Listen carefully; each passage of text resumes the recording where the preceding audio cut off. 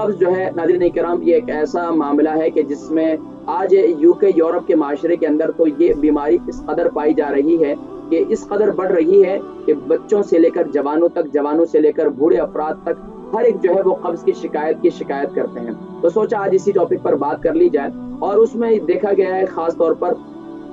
اکثر لوگ سر درد کی شکایت کر رہے ہیں، کوئی مائیگرین کی شکایت کر رہے ہیں، کوئی گھبراہٹ کی شکایت کر رہے ہیں، کوئی اینگزائٹی کی شکایت کر رہے ہیں، کوئی کہتے ہیں بھوک نہیں لگ رہی ہے، کیا کھائیں کیسے کھائیں، اس وقت کیا کھائیں، طبیعت ہی کسی چیز کو نہیں ہو رہی ہے، چاہت ہی نہیں ہو رہی ہے۔ تو ظاہری بات ہے جب آنتوں کے اندر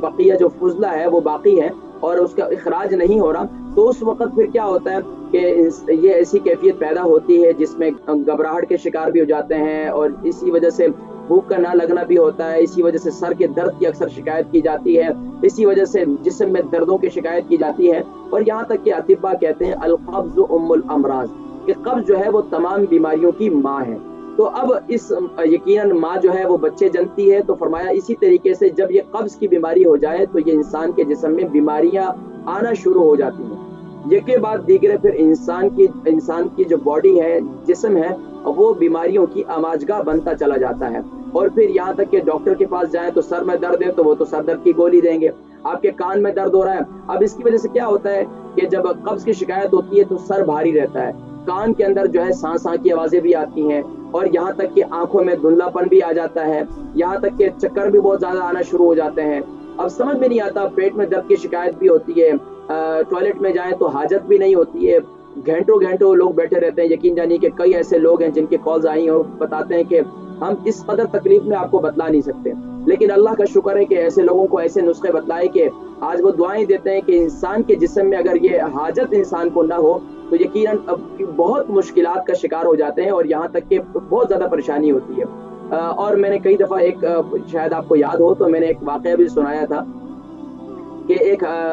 بادشاہ وقت تھے، ان کو اسی طریقے سے جو تکلیف قبض کی شکایت تھی، کئی دن سے جو ہے ان کو حاجت نہیں ہو رہی تھی، تو بڑے بڑے ڈاکٹرز کو بلایا گیا، بڑے بڑے حکما کو بلایا گیا، کبھی بادشاہ صاحب جو ہے سر میں درد کی شکایت کریں، کبھی جسم میں درد کی شکایت کریں، کبھی کسی نے کہا کہ بھئی اب عمر اتنی ہو گئی، کسی نے یہ کہا، کسی نے کیا کہا، کیونکہ آج ہمارے معاشرے کے اندر تو ہر بندہ ہی ڈاکٹر ہے اور ہر بندہ ہی حکیم ہے، مشورے دینے میں تو ماشاءاللہ سارے ہی ہے نا۔ تو اب مختلف مشورے ہوتے رہے اور مختلف بڑے بڑے ڈاکٹرز کے پاس بھی گئے اور علاج معالجہ کیا، حتیٰ کہ کوئی افاقہ نہیں ہوا۔ تو بہرحال ایک حکیم صاحب کے پاس گئے اور انہوں نے بتایا کہ آپ یہ چیزیں استعمال کریں تو انشاءاللہ آپ کی تکلیف دور ہو جائے گی۔ تو سبحان اللہ انہوں نے وہ استعمال کیا، آج وہ میں آپ کو بتا دوں گا انہوں نے کیا استعمال کروایا۔ تو ماشاءاللہ ان کو ان کی وہ اللہ تبارک و تعالیٰ کا ایسا ایک نظام ہے، کیونکہ پیارے نبی کریم صلی اللہ علیہ وسلم نے کیا ارشاد فرمایا کہ جب بیت الخلاء میں جاؤ تو کیا دعا پڑھو، اس سے جانے سے پہلے بایاں پاؤں داخل کرنے سے پہلے یہ دعا پڑھو، اللہم انی اعوذ بک من الخبث والخبائث، اور جب نکلو تو پھر کیا دعا پڑھو، فرمایا پھر یہ دعا پڑھو، غفرانک الحمدللہ الذی اذهب عنی الاذی وعافانی، کہ یا اللہ تیرا شکر ہے کہ یا اللہ تو نے تکلیف دہ چیز کو ہم سے دور کیا۔ اب انسانی زندگی کے اندر ظاہری بات ہے جب انسان کھاتا ہے تو کھانے کے بعد اب اس کا اخراج بھی ضروری ہے، اگر اس کا اخراج نہ ہو تو یقیناً یہی اندر جا کر ٹاکسنز اور یہی اندر جا کر جو ہے آپ کی آنتوں کے اندر یہاں تک کہ کینسر کا مرض بھی اسی وجہ سے پیدا ہوتا ہے۔ ظاہری بات ہے آپ کے کچن کے اندر اگر